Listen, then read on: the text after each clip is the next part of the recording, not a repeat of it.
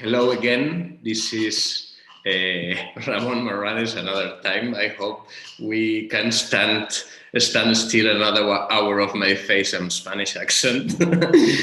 But I feel really excited because in this session I'm actually have the chance to present some of the work I'm involved in, and I'm here together with Charlot, that you may know her as well.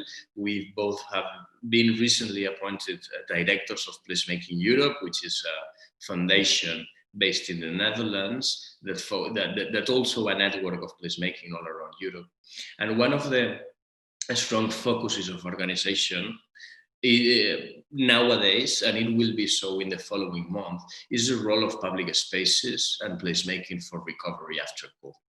So which is the role of people and places to create a better world and better cities after the COVID crisis. And that's going to be the topic of this session.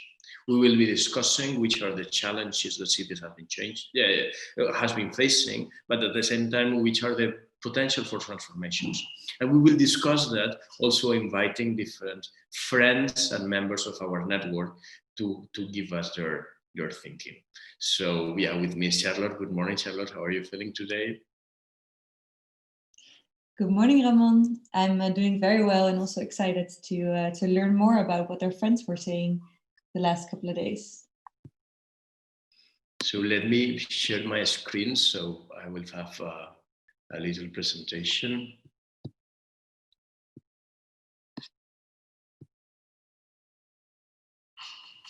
So the title of the session is The City After COVID, Placemaking for Recovery, as I said, which can be the role of placemaking and public space in general to have a more just and equal recovery. We've been discussing about the issue of recovery during the whole week as well, no? And we learned as well that we could not make the same mistake that we made after the economic crisis of 2008. But also there are a lot of challenges that we have to face now. And there are other issues that are even more important today. There's just sustainability, equality, inclusion that has to be taken into account. And all of those elements happen around public spaces. During those months, then we still don't know how long is it going to take, no? We've seen cities without urban lives, cities that has been deprived of the most important attributes, which are like the trade, exchange, public space life, diversity. We've been hiding at home, and most of the responses to the COVID crisis has been nationally led. We've seen the army again on the street. We've seen higher policies related with surveillance and control. But at the same time, new possibilities have opened up in different cities. And some of them reacted to that in a really fast manner, as it happened with this new pop-up place in Milano, but many other cities have been implementing strong tactical actions to make people's lives better during COVID. We'll see many of those later on. This phrase is attributed to Churchill: never let a good crisis go to waste. And in this case, it's particularly true. Everyone is actually trying to take the most of it. And not only us as planners, we've seen almost virtually every side of the industry, of the market trying to get advantage of that. So we've seen obviously the car industry saying, oh, now's the great moment of buying more cars. Not sure it's very desirable. We've seen the people that work in the autonomous vehicle technology to say, no, that's really the moment for autonomous vehicles. But also we've seen almost all of us perceiving a new wave of empathy. So we've been hoping for a new renewed consideration of empathy within cities, a new opportunity for sustainability as well. And after all, a big opportunity to rethink and remake our streets and our cities for the better. And that's our big hope. I really think, and I've been using this metaphor for weeks, that COVID has been acting as an amplifying mirror for cities. Actually has put our reality in front of a mirror that is showing what works and what doesn't work in a really clear way. What is actually a city, a neighborhood? When you actually go, are we able to go to buy groceries in less than 5 minutes walk? Diverse neighborhoods where apartments were full of people, but also that city that didn't work, all the dysfunctions, all the inequalities, no, that were visible in a real clear way. For instance, in the how we saw which jobs can be done at home and which jobs are really essential that people has to go there, and also the inequality aspects behind that. Cities in general also has been facing those challenges with proper tools. Most of the cities are thinking that they might lack of municipal autonomy, that there is risk of corruption, that there is limited scope of responsibilities. So actually the local government has been the first that has been forced to act, but with not all the tools that probably civil servants, public servants, and mayors in cities would wish to have, as this research of LSE cities is showing. But we've seen also the good side of that, the silver lining. We've seen emissions being drastically reduced in countries, especially in cities. We've seen the emergence of new tactical urbanism interventions, making public spaces safe and accessible for everyone. And we even have seen the emergence of new tactical social rights. I'm doing here a parallelism between tactical urbanism and tactical social rights. I mean, Berlin, for instance, opening a hostel, try to solve the problem of homelessness. We've seen some countries as Portugal and Spain stopping evictions. We've seen countries granting temporary citizen rights to migrants. And that shows also that there's the political and social possibility of those rights to be granted. What will it happen if those political change, if those rights stay forever? So I'm wondering, is this a momentum for reform? Can we move in this case from temporary to permanent? And we are talking about, we will dig deeper about the Green New Deal, no? The possibility of an EU fund, like big fund that will invest in sustainability, but that can take different shapes. We can invest locally in rooted and anchored investments like the social housing scheme in Barcelona, or we can build more and more high speed, more and more solar plants panels in the middle of nowhere, or again anchored social infrastructure like this library in Helsinki. But we definitely want to have a say on that. We need to recover our public spaces as diverse as they were, understanding the city at the level and the relationship with housing, human daily life, economic activities, inclusion, diversity, and so on. So we are wondering what will be the long-term consequences of that crisis. Can we take advantage of that to avoid returning of the things that we didn't like much? How will the reality look like? And especially, which is the role of people and places to shape a post-COVID world for the better? Which is the role of people and places to shape a post-COVID world for the better? So with that, I think I'll give the floor to Charlotte. Thank you, Ramon. My name is Charlot Schans in Dutch, and I'm the co-director of Placemaking Europe together with Ramon. And thank you for this introduction. I think it's nice for us to look a little bit, because what we did is we were wondering in our networks as well, like how do we perceive this role of people and places to shape a post-COVID world for the better? Can you share the presentation again? Yeah, sorry, I was about to share the video, but... you want to do that first. Okay, let's do that. I like that idea. Let's first look at what some of our friends brought in as testimonials. Okay, I'm going to do that in a second.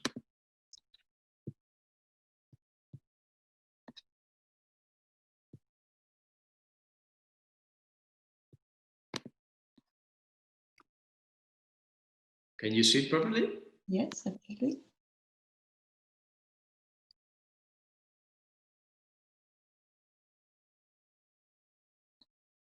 Just needs to start playing. En Placemaking Latinoamérica, creemos que los cambios progresivos, permanentes y exitosos son posibles cuando se planifican desde los deseos y las necesidades de las personas que viven y ocupan los espacios públicos. Reactivando los espacios públicos con esta filosofía, creemos que en las ciudades post-COVID habrán comunidades más solidarias y resilientes, donde la salud y el cuidado entre personas y naciones será más fuerte que nunca. Buscamos proporcionar espacios seguros para todas y todos los peatones y que haya menos automóviles, menos tráfico peligroso y menos calles inseguras en las ciudades post-COVID, brindando lugares a las comunidades que se adapten a la nueva normalidad y les permitan recuperar sus dinámicas sociales en la vida pública de forma segura. Las ciudades post-COVID deberían ser lugares donde todas y todos podamos disfrutar nuestros lugares de forma segura con nuestros amigos, familiares y vecinos.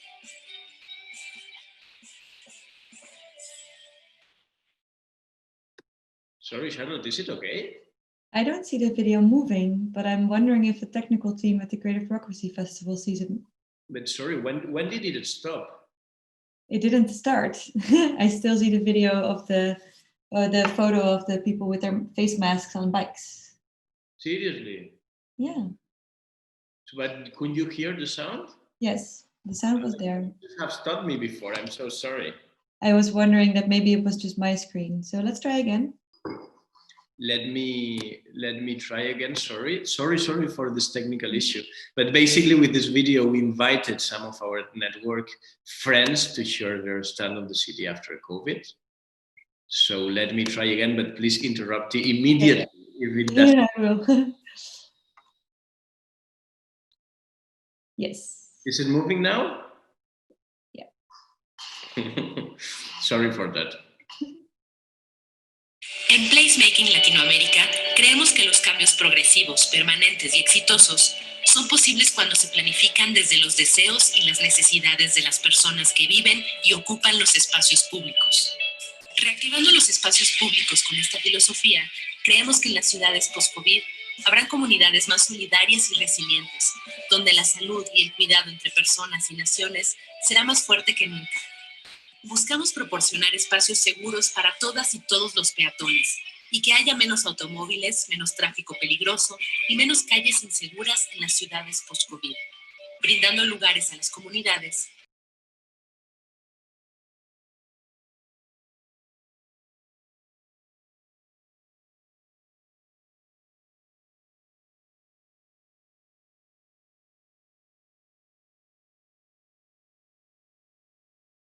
Sorry to interrupt again, but the sound has been cut on my end.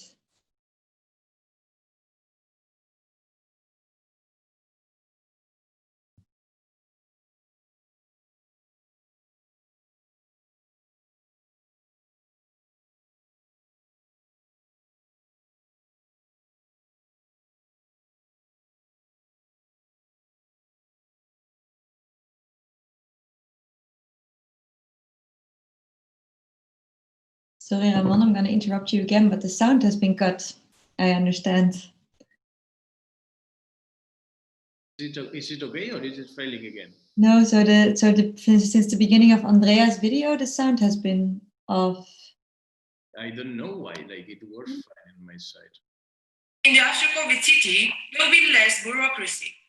I think the pandemic period has been a great test in adaptability And it dropped again. in the last. It's gone again, sorry.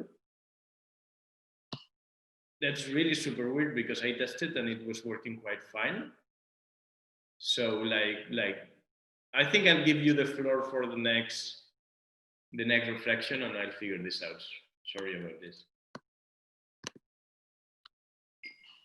That's okay. So we'll see if we can show the video later because I think it shows so beautifully what our friends were sharing. Can you pull up the presentation again? I hope it works. So conferences in digital ages still remains a challenge. Let's hope that we can move back into traveling and meeting each other live in person. So let's go back to the question that we were talking about, and hopefully the video will show a bit more later on. But what the role of people and places are to shape the post-COVID world for the better. Next slide, please. So as Ramon was saying, we're talking about the idea of placemaking could be a means for recovery of our cities, and we've gathered some input from our friends and placemaking family around the world. So I'm wanting to warn you, because Ramon was already sharing it. Never waste a good crisis. I think from placemaking side, we're also doing the same, because you will definitely see that there's a lot of placemaking input in there. Because in the after COVID city, there will be more of, we've asked our networks. And you can clearly see from the Netherlands, people are talking about quality public parks, space for pedestrians, outdoor seating at restaurants, sustainable community initiatives, more appreciation for essential workers like teachers. Just like Ramon was saying before, the magnifying glass, or maybe the amplifying mirror, in which we can clearly see what is actually essential in our society at the moment. And I think we've seen that a lot of people started appreciating public space much more, being conveyed to their homes. So you clearly see these pedestrian spaces being there, less cars and traffic jams, but more bikes and more alternative means of transportation, healthy traveling, I would say, public spaces and cycling tracks, but also sustainability and creativity, hopefully also in our bureaucracies, to support local commerce and businesses and responsible travel. And one other thing that I really liked is an interesting question I think ahead, is if we can use this coronavirus crisis for the better to restore the balance in our cities. So then we're talking about the balance between our social value and our economic value. Because of course we see that lots of cities will probably head into a bit of an economic crisis in the coming years, and there's an opportunity to rethink our investments. We'll get back to that later as well.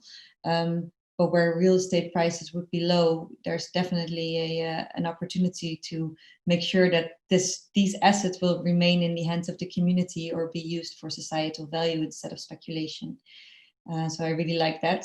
And I really love the input from Pakistan, that the city after COVID will have more loitering. So hopefully our public spaces will be inviting for that as well. Next slide, please. So like Ramon was saying before as well, we've seen quite some experiments taking place within the placemaking scheme in the past months. And I think it's great to see that Mike Leiden and other people in the beginning of the crisis, immediately they opened a Google Drive in which they were harvesting ideas and experiments that were going on around the world. And it's very interesting that within, I think, a month's time or so, they've gathered 350 city experiments of cities that were opening their streets to pedestrians or cyclists, or to allow for more social distancing. Cities that were opening up to streeteries, like they're a new term that has been coined in the past couple of months. The restaurants and entrepreneurs that are able to enlarge their outdoor seating to fit more social distancing proof recreation, basically, and a lot of like outdoor sports, I guess, as well in public space. And what this clearly shows is that I think in response to the coronavirus crisis, we're much more adaptive and resilient than we initially thought. Because I think in general, in placemaking, these are movements that we've been fighting for basically as activists for a very long time. And all of a sudden, these developments were extrapolated by the coronavirus crisis. But you can definitely see that all of a sudden we were much more responsive than we were thinking initially as bureaucracies as well. So later on today, there will be a session that we've invited Robin Abad-Okubio to talk about San Francisco's shared spaces program of the recent months, I'm sorry. It's not been that long. And he's clearly showing how the city is capable of eliminating these barriers and rules and regulations that are no longer necessary. Something that Andrea Meyer was also referring to in her video, we hope to see later on, that it's really time to get rid of these unnecessary bureaucratic rules and regulations and really think about centralizing people and places and making sure that we allow our bureaucracies to facilitate that rather than restrict it, I would say. And what this clearly showed also in the last couple of months is that in this extrapolated energy of new experimentation, a lot of new tools and know-how came about. So again, Mike Leiden, he gathered all this knowledge and all these lessons learned in a great report called Streets for Pandemic Response and Recovery. that I really recommend you to look up, because it provides a lot of practical experience for cities to work on that. And very good news recently, I think last week, the city of New York, because we're also looking at how can these technical experiments, of course, over time impact more systemic change in cities. And I think the first good news came from the city of New York, the big scale good news at least, because they've identified 10,000 of these streeteries that they will permanently allow to use more public space for open air restaurants and get people gathering in public space. So that's very exciting. And cities in Europe are doing similar experiments. So I know that the city of Milan, for example, they used the crisis to finally push for over 20 kilometers of cycling tracks being implemented in the city. So I think that's to show that first signs of systemic change are really on the horizon. Next slide, please. So we've also asked our network in the city after COVID, there will be less of. So what will people certainly not miss? Singapore won't miss car traffic. Germany won't miss their cars in public space. I think an interesting thing as well, referring to our international exchanges that we often do, we will probably have less of globalization and unhealthy habits. I think if we talk about climate change, as you were seeing, that emissions were going down because everybody was, of course, staying bound to their own countries and cities. That what will this change in the future? Like, do we really need to get together for this one conference, or can we easily work with some technical difficulties here and there in a more interconnected digital space? Which meetings are necessary? I think lots of people are finding out, because sometimes you do need to look each other in the eye, and other times you can easily interact digitally. But there's also, like, of course, worrisome developments that we see, because despite the streetery trend and the fact that public spaces seem to be opening up more for entrepreneurs, it's also, I would say, a necessity, because we've seen with all the different lockdowns and maybe the crash in the economy that's ahead of us, that we don't know what will happen in the future to our public events and parties in public space and in indoor spaces as well. But also, what about those local restaurants and entrepreneurs? Are we really able to have all of them in the city and have a nice mix of amenities in the city? We certainly hope so, but there is absolutely a risk in that, of course, as our economies go into threat.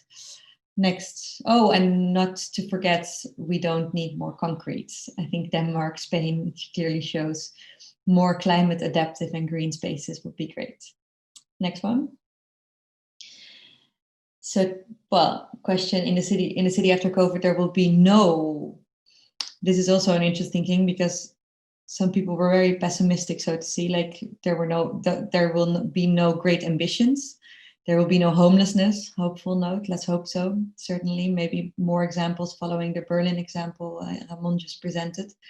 But also, of course, we're quite fundamentally changing our way of work. So should we definitely be in a 5-day work week, working from our office from 9 to 5? Who knows? Maybe we can be much more flexible and restore a bit of a work-life balance. There will be less pollution if we really have the opportunity to open all these cycle tracks and make way for pedestrians, like we were saying. But also a bit more pessimistic things. There will be no more kisses. I don't know why, but if COVID will really disappear, who knows what other viruses will come. So we might not be able to have social proximity to everyone we like. But from Pakistan, again, a very hopeful note, there will be no COVID in an after COVID city. So let's certainly hope so. Next one. And then some future prospects. So the city after COVID should be, it should be sustainable and community driven and local from the Netherlands.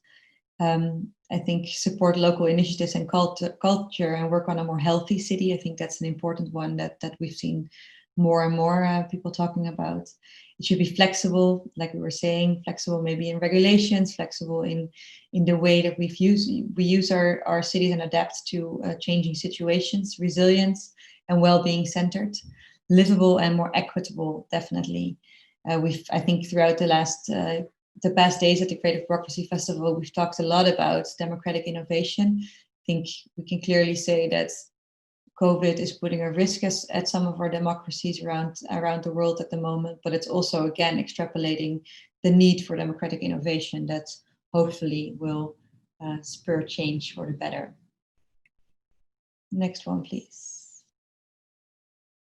So a few more examples that we're already seeing, because I think it's important to stress once more that there's all these technical experiments, but of course there's always an ambition for long-term change, and we're slowly starting to see these more fundamental discussions happening in cities as well. So the city of Paris, for example, is at the moment the mayor of Paris, Anne Hidalgo, definitely a creative bureaucrat if you ask me. She just announced Paris to be working on the 15-minute city, which will be a city where everybody will be able to have all the amenities for work, life, and play and shopping in their 15-minute adjacency. So I think that's an exciting concept, because if you talk about sustainability and more localism, it's of course very relevant that people can find everything they need in their close surroundings. Of course, the COVID crisis has spurred the discussion on the basic income, especially if we talk about those vital jobs. Because I think we've seen, I at least was staggered when the Netherlands published the list of vital jobs next to a list of the most underpaid jobs in the world. So I think that's definitely something that, talking again about the amplifying mirror, that has been highlighted in the last couple of months. So that is definitely spurred the discussion again on the universal basic income that is gaining support more and more. So South Korea is at the moment exploring it, but I know at least many more countries are looking into it, whether this could be a good COVID response policy. And of course, already mentioned, and I think we will get back to that just after this, but Europe and more countries in Europe, but also around the world, are exploring the idea of a Green New Deal as a central aspect of the resiliency and recovery after COVID.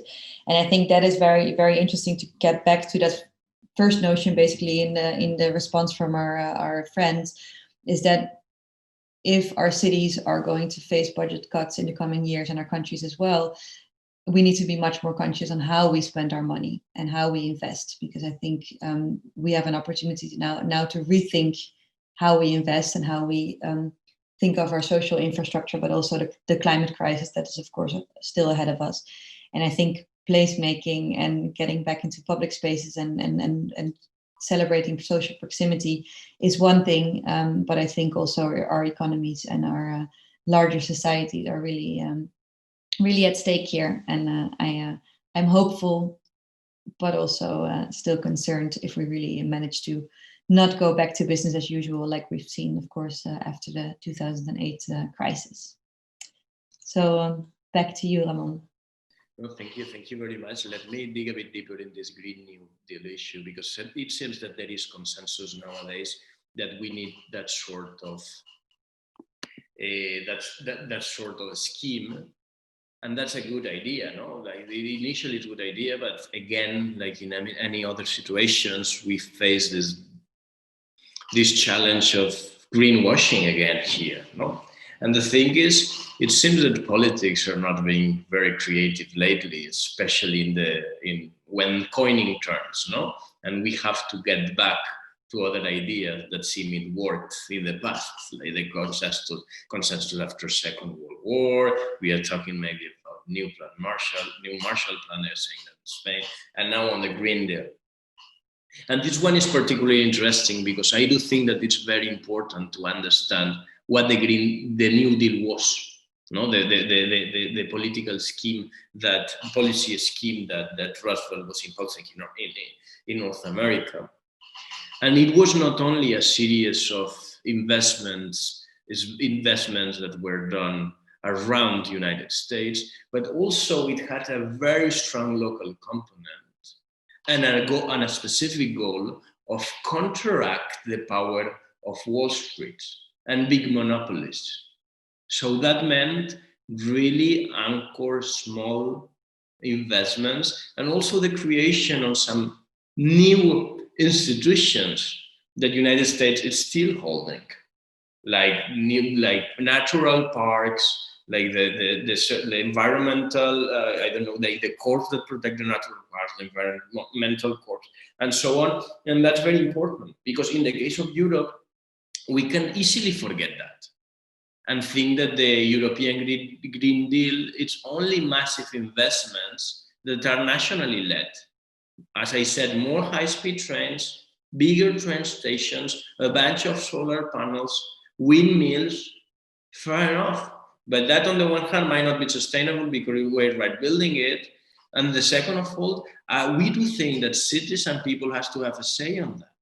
And that means more anchor investment. So that's very, very, very important for the case of Europe, particularly because it's been discussed. But generally, we think that all around the globe, the cities have something to say on that.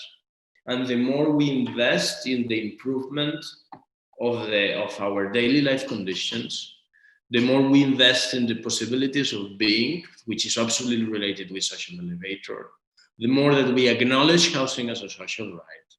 That will mean a real Green New Deal. No? So I find it particularly important. Let me try for the last minute. I've been talking to the technical team. Let me try for the last minute if the video is working. If not, we will kindly share it later on the page of the festival and as well on our different social networks. But it was very good to have our different friends from the network giving their opinion about this particular situation. Absolutely. Yeah, let me please interrupt again, Charlotte. If I will. And then the last call, I can also try to share it, but first you give it a go. No, so yeah, maybe you try it now, no? So can I share my screen? You have to allow me to share screen. I know. In any case, they say that the technical team is organizing it. So we will probably have it at the end of the session, and we will work for sure. Excellent. Okay.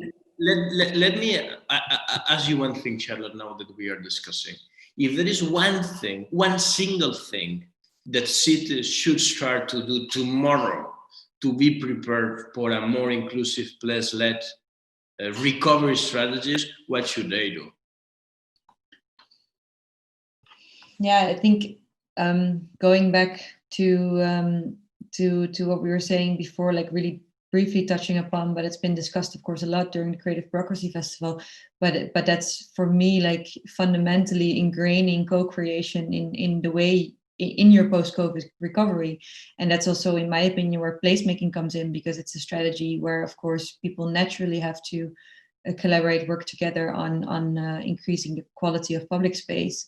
But of course, this can be much more fundamental. So in the work that I often do, I do large-scale co-creation about the energy transition, for example, or other societal issues that we need to solve collectively, because I truly believe that that is the way forward, also to overcome the polarization that's happening now.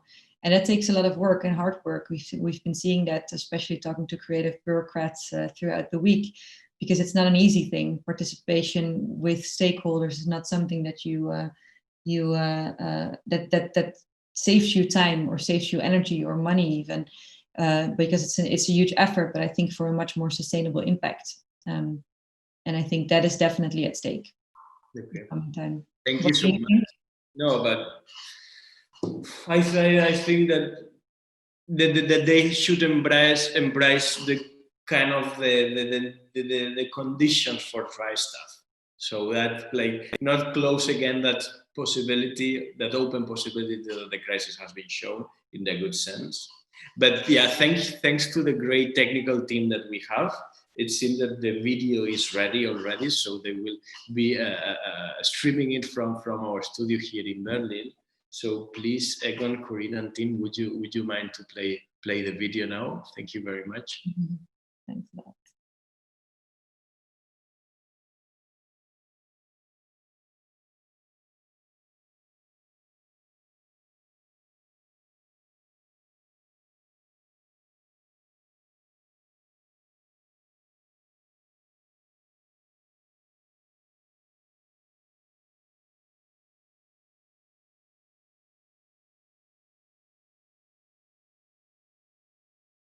En Placemaking Latinoamérica, creemos que los cambios progresivos, permanentes y exitosos son posibles cuando se planifican desde los deseos y las necesidades de las personas que viven y ocupan los espacios públicos.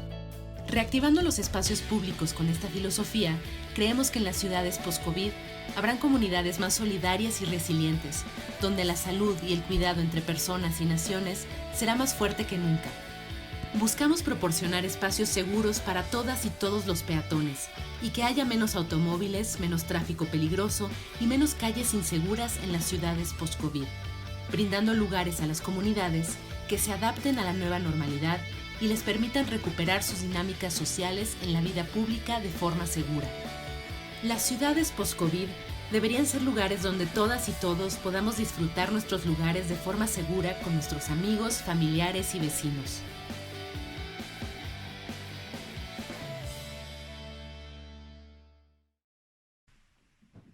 Hello, this is Andrea Meyer, urban planner from Bucharest, and I think that in the after-COVID city, there will be more people in public spaces, which of course generates a new demand for quality placemaking and for opportunities to play and to interact in the public space.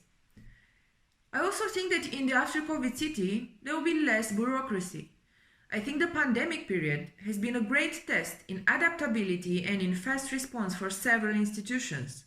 And it would be useful and natural to capitalize on this fast-track administration and digitalization that we have experienced in the last period in order to further reduce bureaucracy and to further unlock administrative practices.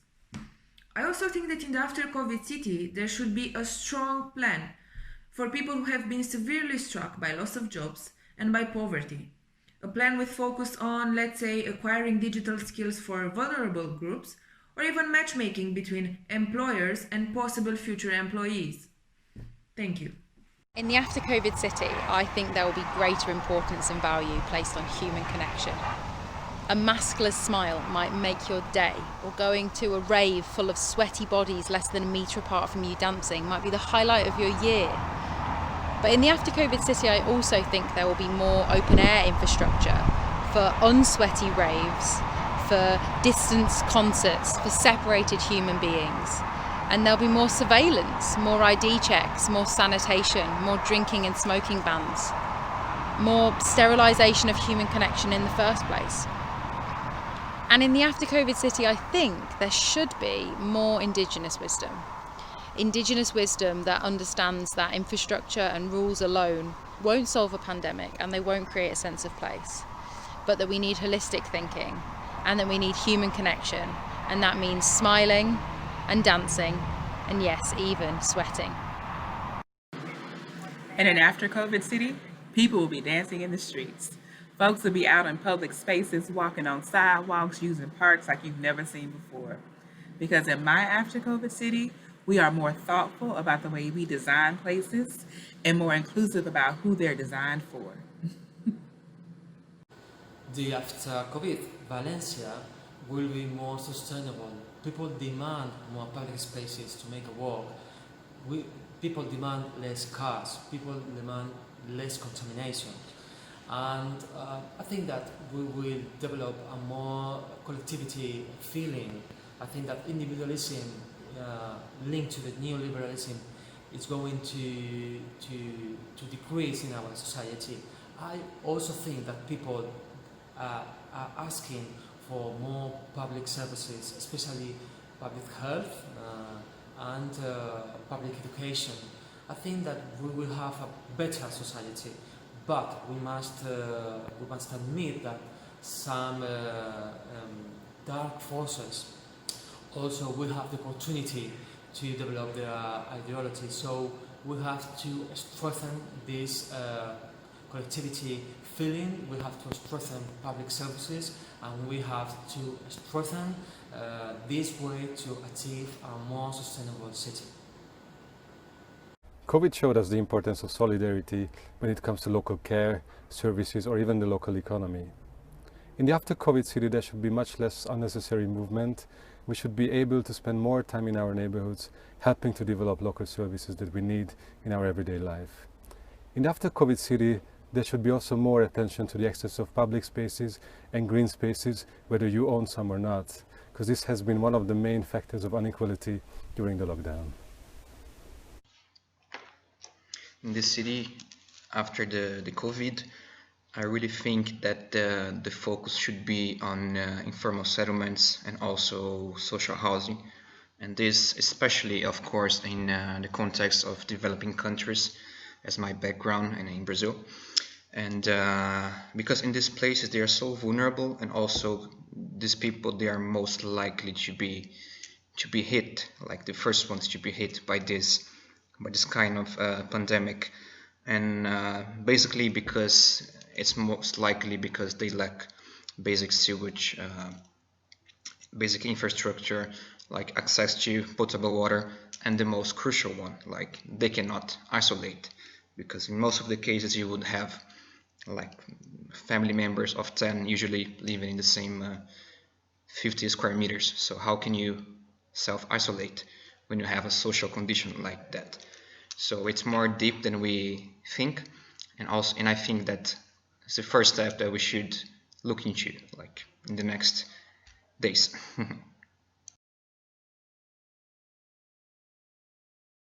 Okay, thank you so much for playing the video. Yes, I'm happy that we could make it work with such a hopeful notes, I would say, and some, of course, warnings for all of us to be aware of. And looking back on what we've harvested from our great friends, Ramon, can you take us along some of the conclusions from our end? Yeah, totally. Sum it up. I have to say that I loved both Brian and Carmen reflections. So I really hope that we are back to dancing in public space. We start to dancing more in public space. Maybe sweaty dances, right? We have to sweat, and we have to start to realize the value of that. Sometimes, like when you are deprived of a thing that you really like, but you don't realize this because you are so used to that, then suddenly this realization comes very, very strong. And also the element of inclusion was very important. For whom are we designing this? How are we doing that? And relating to the conversation we had before about hiring people in public sector, how through policies we reflect actually the reality that we have, that we want to address and we want to make better. Levente was talking about less unnecessary movement, more time in our neighborhoods, better access to public space. They talk about human connection, open air infrastructure, inclusion, more people in public space, less cars, more sustainability, a collective feeling, higher attention to inclusion, housing, and informal settlements. But Brian also was pointing out the element of surveillance, control, sanitation. No, that means like being hygienic is almost being unhuman. It means deprived of human contact. So we have to very well take that into account. Will we ever shake hands again? I'm wondering that, or will we move to beautiful Japanese gestures of saying hello in the new normal? But I really appreciate the reflection that all of them made, like that the selection that we made among the reflection that we received. But it's true that in any case, we are in a really important moment, that it might happen that nothing happens, no, and we are back to business as usual. But I do think that would be a really, really missed opportunity. So I wanna share those intuitions that we have. So as I said, we in Placemaking Europe will be focusing during the following months in the role of people and places to shape a post-COVID world for the better. And I'd like to sum up of the research that we're doing on the participation of our active members in the network, with some 10 intuitions that we think that can help cities to shape a better post-COVID world.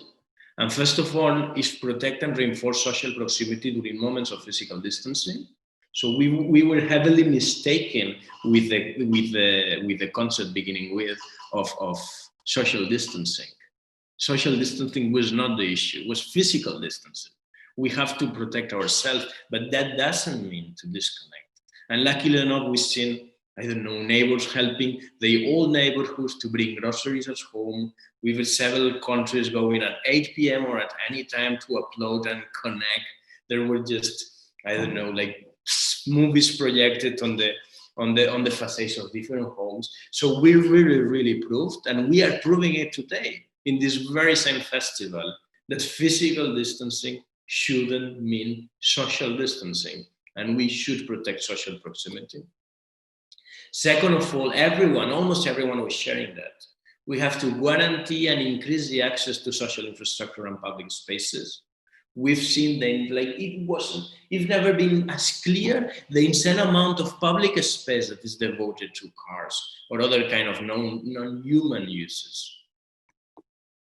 We must rethink health as a public good. I think that's probably the main learning of this pandemic, the extreme realization of our interdependence, because our health is not our private health. Our health, it has strong influence in the health of the others, especially the most vulnerable ones. So we understood that health is a public good. Also, there is a very important moment to do something more than tactical intervention, to use those tactical interventions and temporary actions like these temporary social rights, like these temporary bike lanes, and use them in a service of long-term, deeper transformation of cities and places. We should aim for better density. That's not the end of the city. That doesn't mean we all have to go back to suburbs, own and detached home. That wouldn't be sustainable. That wouldn't mean any social sense. But we need better density with public spaces, with balconies, with green space, with fresh air. And that's related to a question that someone was posting on the chat. Do we need to bring back power to cities? And the participant was reflecting on the role of basic income that some of the times is better managed at city level, at local level. I'm a strong proponent of the evolution of power to cities. I really do think that cities, there are certain things that are more related with daily life that they should manage themselves. But it's also true that in any case, even though no changing the distribution of power between the hierarchy of institutions, yes, cities must have a say in this recovery strategy. They have to be an actor. And it's quite interesting how those movements are shaping. Right before COVID, it was quite interesting that 4 of the main cities in Europe, that's Bratislava, Varsovia, Budapest, and I'm missing the 4th one, sorry, but I will remember, but they created the League of Free Cities. There were 4 capital cities that were also in the middle of a big discussion within national politics. If you think in Hungary, you think in the Czech Republic, there are strong populist conservative governments and really progressive capitals. And those cities were asking for a direct relation to the European Union. But basically, they were asking to be a main actor in the distribution of funds. I do think that is really important. 7, we obviously have to guarantee a good life for all their cities. All cities have to guarantee a good life for all their citizens, not leaving anyone behind. They should act as the engine for the future of work and the economy. We've seen teleworking on the one side. We've seen kind of the rapid obsolescence of the financial district as a container of offices spaces. But we've seen and we revalued the necessary work of food delivery, of cares, of health workers, and so on. So we do have to have this in mind as we kind of create the future of work on the economy. It's important to remember the culture that makes them thrive. We've seen all music venues closing down temporarily, artists struggling. So it's very important we keep that brings identity, also jobs, and which is the essence of cities. So we shouldn't allow that to go to waste. And last, but especially not least, we have to create that together. We strongly believe that the future is a collective construct, and we have to shape it in a common and democratic way And that means doing so in public spaces and around public spaces. So that's on my side. Thank you so much. Thank you so much, Ramon, for summing this up so brilliantly. And it clearly shows that we have some intuitions based on the great reflections we've had from our networks and all the great talks that we had over the last months. But clearly, there's also more questions than answers at the moment. As Ramon was saying, we will be working on this the coming months, maybe years, with Placemaking Europe, with hopefully all of you.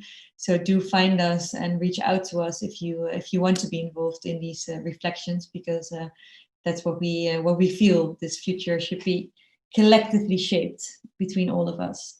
So with that, I'm going to thank all of you. I'm going to thank the people from our network who contributed to this session, but also everybody who's participating today. And I wish you a great day at the Creative Bureaucracy Festival. So Charlotte, thanks especially for the technical teams. I'm really sorry for the technical issues, but it was working well in the test, and sometimes it happens. Also, thanks Charles, Teresa, and the rest of the team of Creative Bureaucracy for allowing us as Placemaking Europe to have a really strong role in this festival. And actually, I give you with Charlotte that she's going to lead the next session, which I'm really, really looking forward to, about how we regulate and how we create the framework to the unexpected to flourish. And we'll be doing so with Pablo Sendra and Robin Abad of Cuvidio. So we'll be back in just 8 minutes. Thank you very much, and see you soon. Bye.